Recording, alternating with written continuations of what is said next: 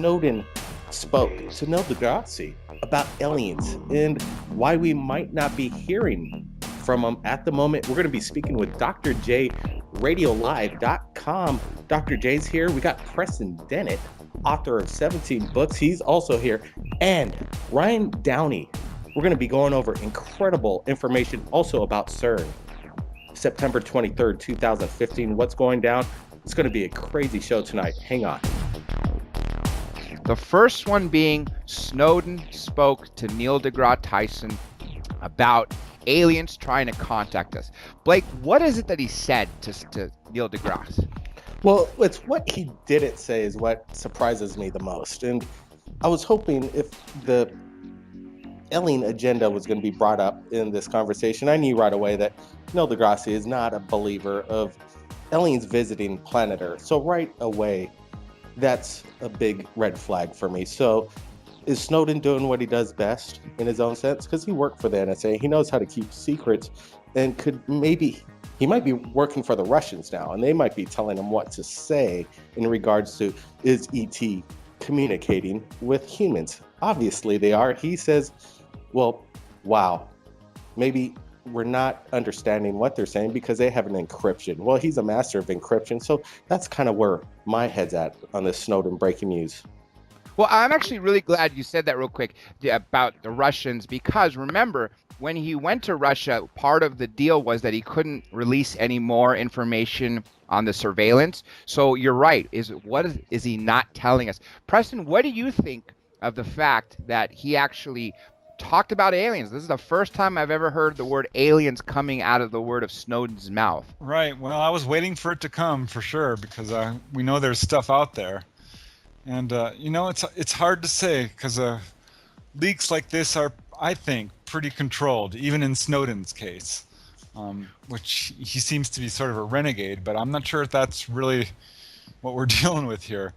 I think the information we're getting is very controlled. And as far as aliens encrypting messages, well, they have all kinds of ways of communicating with us through, everything from radios and cell phones, and not just radio signals, but if they have a message they're going to transmit, I don't think they're going to have if they want to hide something from us, that's certainly not a problem. They're very much in control of the whole situation, I think more than even our government. Hey guys, I got a quote here. This is a direct email. I spoke to Seth Shostak today. He runs the SETI Institute, the Center for Investigation for Extraterrestrial Life, I believe SETI, right? And this is what he said. I sent him the article. Snowden says aliens could be trying to get in touch right now. And this is his response. Well, this article is kind of silly, but I'm to be a speaker on a 3-day cruise in November that'll also include Mr. Snowden. So maybe I can find out what he was really trying to say. Simply appealing to encryption shows he doesn't really understand how SETI works. Cheers, Seth. I'm really interested in that. Well, wait, hold on. Here we go again. So this guy, Seth, over there at the SETI Institute, do we trust this guy? No way do I trust what SETI has to say. He just said it in his statement about Snowden. Aliens trying to communicate with humans on planet Earth. If they wanted to try, they don't need to try. They already have and are doing it right now. That's right. Preston, for 3 decades, I was uncovered that not only have they been visiting us for years, not just 3 decades, not just 3 centuries, not just 3 millennia, but according to Linda Moulton Howe, they've been terraforming Earth for 270 million years to get to us, to Homo sapiens being us. And apparently, according to Linda, the last fireball to kill off the dinosaurs was by them. The Noah's flood, the giant flood to kill off Neanderthal and Homo erectus was to get Homo sapien off. What do you guys think about that? Ryan, what do you think about that? Well, I was just thinking about the idea. It's so hard to prove a negative. You can't prove that aliens aren't trying to communicate, because the only evidence we've got is that we haven't heard from aliens. Yeah, well, I agree with what Blake is saying, that they've been doing it for a long, long time, and are very much, as I said earlier, involved with humans in a very intimate way. So yeah, they're communicating with all kinds of people from the government level all the way down to the grassroots level. And like you said, they're been controlling us for a very long time. We're kind of their experiment. I mean, if you're going to be honest, they've been very much intervening in our lives for a very, very long time. This is hey Preston, how's it going? It's Blake Cousins. Appreciate it. You know what? I want to ask you a question, Preston, about this. You know, right here at Third Phase, like John was saying, we get a lot of contacts from around the world. We kind of have a pulse on what's going on. It seems Right. It's not what it seems. It seems like we got the pulse, and one of the pulses we've been having for about a month and a half now is this September thing coming up, September 23rd. Have you gotten any kind of info from people, just friends from around the world talking about this? Yeah, I've heard about it. I've heard, several different versions. There's going to be an economic collapse was one that I heard. Another was that Nibiru, that the twin star or whatever it is. I think Planet I've X. gotten about maybe 30 photos of Nibiru over the Right. past couple of days, just from all over the world. And It- I'm whatever that skeptical is, of doomsday scenarios. I can't help it because I've seen so many come and go. This started right when I got into UFO research. This sort of thing would happen, and then it would pass, and then it would happen, and then it would pass. So I don't know quite what to think of all of this, but yeah, I have heard of it, and honestly, I am a little nervous about the way things are going with society in general. I mean, with the wars and the economy and so on. So I want to get Ryan's takes on this, but let me throw in one thing about the doomsday scenarios. You're absolutely right. We are at a pinnacle right now with the finances. I mean, the banking system's out of control. Just a click of a button, and we're all screwed in essence, and everything.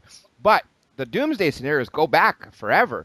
Literally, not just to the time of Christ 2,000 years ago, but in 1666 there was a great fire in London. If you were in the center of London, you couldn't see out except fires around you. What did you think was happening when the year ended 1666?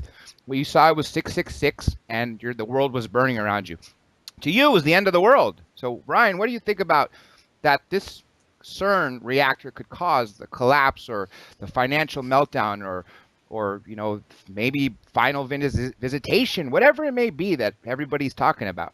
Well, it just reminds me a lot of when we were looking at 2012.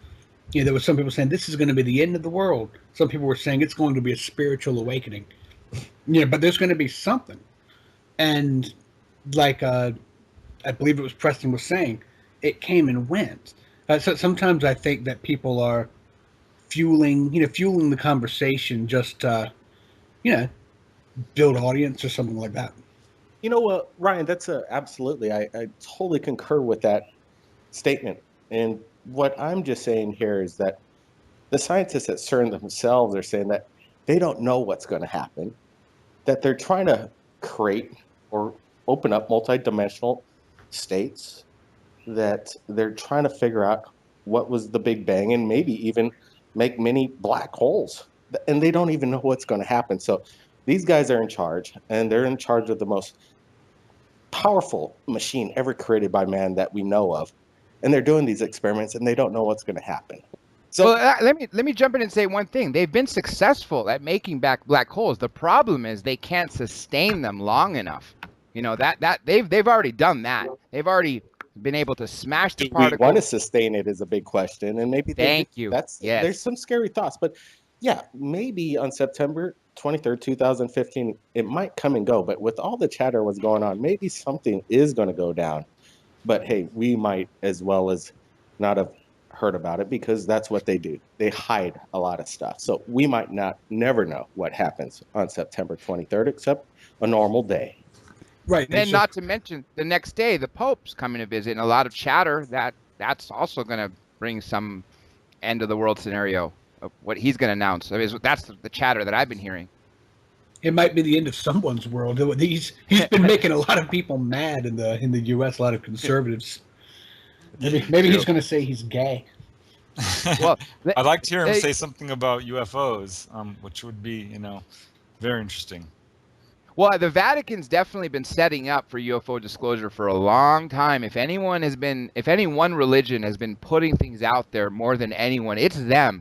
First of all, they have the world's largest telescope, and its name is Lucifer. It's actually Lucifer is an acronym, but why would they name it Lucifer? That's one thing, and they keep releasing stuff, from the actual Vatican about ETs for the last few years. So They you're have to absolutely know the right. truth. I mean, if they're sitting on all that wealth and knowledge, they have to know the truth of what's really going on in this situation, as far as not only UFOs but the whole economic system and who's controlling the world and so on, because they're a part of it. Well, let me ask you guys this, and Blake, maybe you've seen some footage of this. I've actually heard there was a episode of that unsealed alien files, Vatican UFOs, and they showed pictures of apparently an ET that's buried deep in the catacombs with the Pope going back to the 7th century. So apparently they live there. Some of they just as they live in underground bases such as Dulce, New Mexico. Well, Blake? yeah, Dr. J, I'm just thinking about the CERN thing and going back to it again real quickly is why do they have the statue of Shiva out in front? And, it represents, what does it represent? The destroyer of universes. Is this a wink wink kind of thing? Is this some kind of sick joke? You would have thought they would have put something else in front of they destroy atoms, so maybe they are destroying universes that are within atoms, that universes and civilizations that we don't even know about, and they're annihilating them as an experiment. You never know. Let me bring this around full circle back to Snowden, and this goes back to what he said.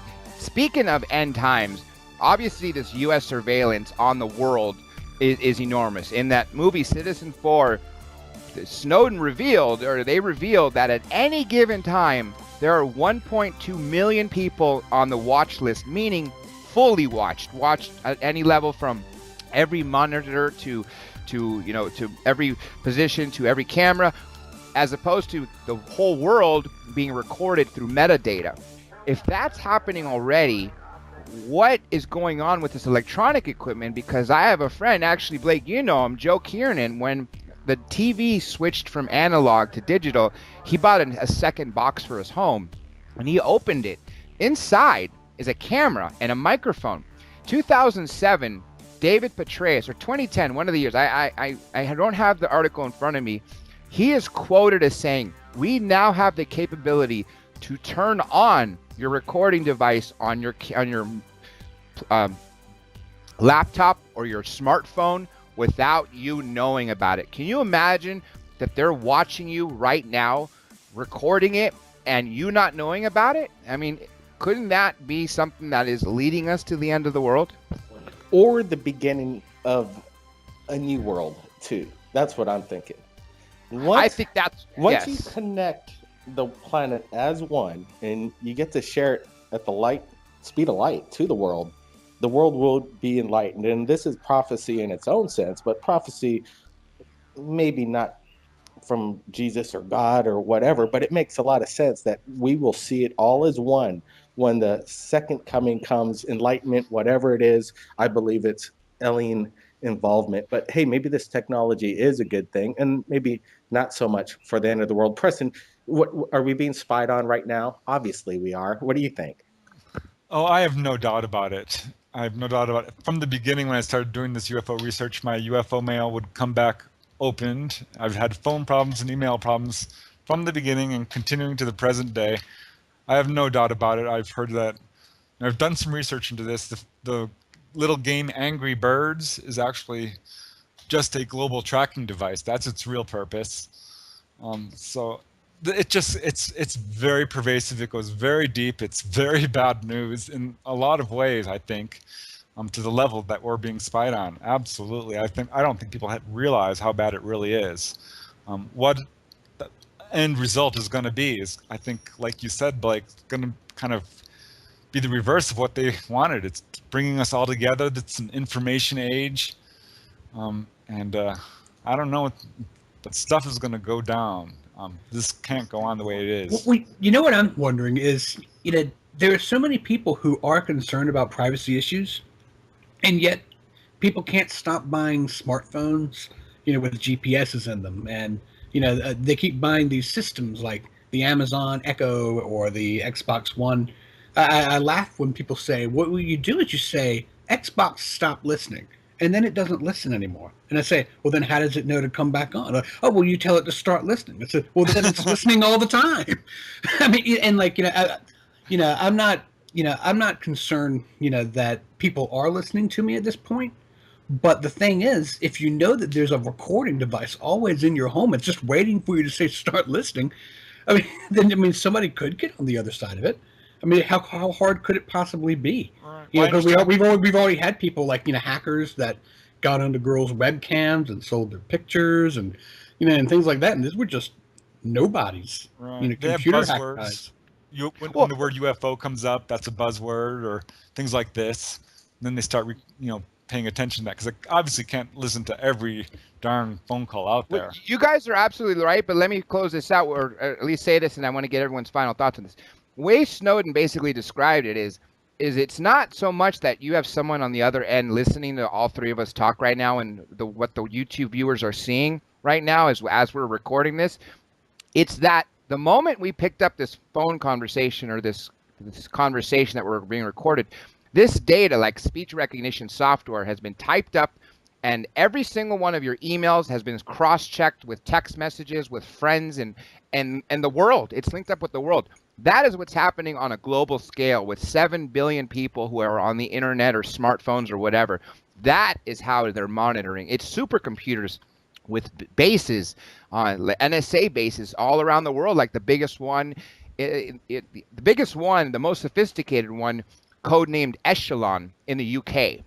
I'd love to get you guys' final thoughts on that and any of these stories. Let's start with Ryan and work our way to the third phase of Moon. Okay, so I think that it would make sense that there might be software that could do that. I know that there's libraries of information, that people are sort of unaccounted for. I've seen just regular news stories, not even anything underground, where people were talking about listening to conversations of people overseas, listening to husbands and wives, just things like that, and they actually felt kind of bad, about listening to all the conversations. But I'm wondering if people look at this and say, well, what if someone's trying to go blow up another building? Well, don't we want to know? The things like that. But people turn over a lot of their own privacy for the feeling of safety. Preston, what do you say? Well, privacy is really an illusion from a spiritual level. We're all very much connected as one. So at some point, if we're all truly an honest society, there would be no reason for any of this. And I think that's what we're going to move towards. But right now, we're at this critical point where there's this section of society who's spying on us and looking for power. And I think they're crumbling, and there's a new age coming, and I'm just not sure how it's going to go down. So I think it's a very interesting time to, See, what do you think? Yeah, very interesting. Well said, both Ryan and Preston. What's interesting as well is that fact there's been over 130 billion souls that have lived on this planet since the beginning of mankind. So we're here now because of that. And in real time, we're living in a situation that is the epitome of what humankind can do, over 130 billion souls. So the big question is, are we going to wake up? Are we going to understand that, hey, this division and this divide is a waste of time? This invasion of privacy is going nowhere except giving the big boys power, and that's not going anywhere. So what we need to do is band together as humankind after 130 billion souls. It's important. Dr. J, Preston, Ryan, everybody, thanks. I got to post this up on Third Phase of Moon. It's quite incredible. You could continue this situation. This is Blake Cousins. We'll see everybody again next time.